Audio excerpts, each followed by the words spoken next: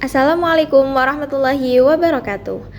Halo semuanya, perkenalkan nama aku Nur Hasanah dengan NIM 202435001. Di video kali ini, aku akan mengajak teman-teman semua untuk belajar bareng mengenai salah satu materi seru di statistika matematis, yaitu tentang macam-macam peubah acak dan fokus ke fungsi peluang kontinu.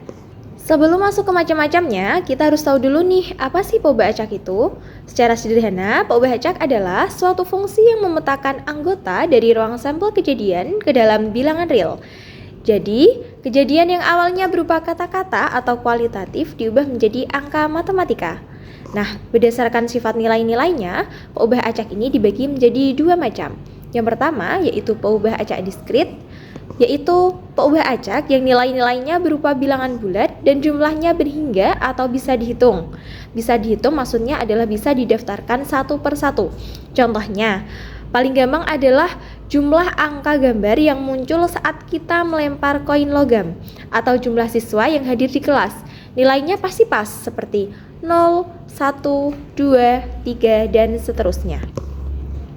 Kemudian yang kedua ada peubah acak kontinu. Kalau peubah acak kontinu itu adalah kebalikannya. Peubah acak kontinu adalah peubah acak yang nilai-nilainya berada dalam bentuk interval atau rentang pada garis bilangan real. Nilainya tidak bisa kita daftar satu persatu karena sangat padat dan biasanya didapat dari hasil pengukuran. Contohnya seperti berat badan mahasiswa, tinggi badan, atau durasi waktu daya tahan baterai. Dia itu bisa berupa koma atau yang ada penyebutnya. Nah, sesuai dengan janji saya yang tadi, bahwasanya kita akan membahas mengenai fungsi peluang kontinu atau sering disebut dengan fungsi densitas peluang. Nah, di sini saya sediakan contoh satu soal, yaitu diketahui sebuah peubah acak kontinu X memiliki fungsi densitas peluang sebagai berikut. Fx 1/8 X untuk X lebih dari 0 kurang dari 4 dan untuk 0 untuk X lainnya. Hitunglah besarnya peluang peubah acak X saat berada pada interval X lebih dari 2 kurang dari 3 atau nilai dari P di mana X lebih dari 2 kurang dari 3. Kita masuk ke pembahasannya.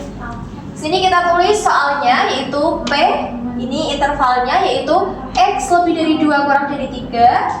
Rumus dari fungsi densitas peluang itu adalah integral Fx dx, di mana integralnya kita masukkan batasnya. Batasnya berapa? Batas bawahnya itu adalah 2, kita taruh di bawah. Kemudian batas atasnya adalah 3, kita taruh atas. Fx dx. Nah, kita masukkan fx-nya. Fx-nya berapa? Fx-nya itu adalah dari soal ini, yaitu 1/8 X, karena ini untuk rentang X lebih dari 0 kurang dari 4.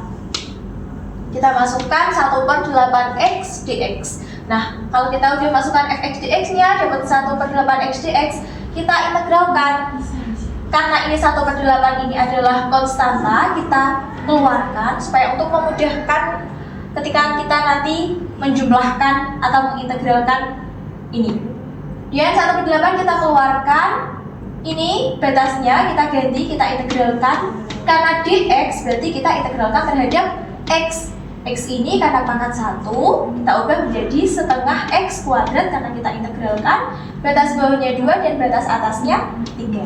Kalau sudah dapat batas bawah sama batas atas, kemudian kita kalikan konstanta dengan konstanta. 8 dikali 2, 16, 1 kali 1, 1, X kuadrat, batas bawah 2 sampai 3.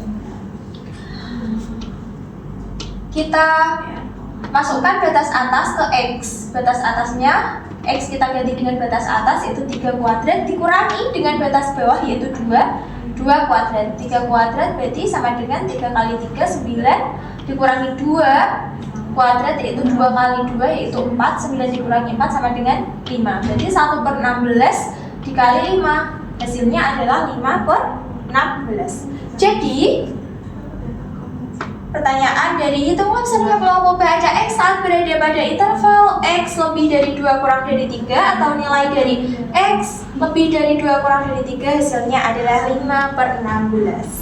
Bagaimana teman-teman? Mudah sekali kan cara untuk menghitung fungsi densitas peluang?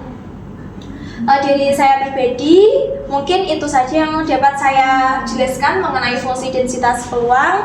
Apabila ada salah kata ataupun salah dalam penyampaian materi, saya pribadi mohon maaf yang sebesar-besarnya. Assalamualaikum warahmatullahi wabarakatuh. Semoga bermanfaat.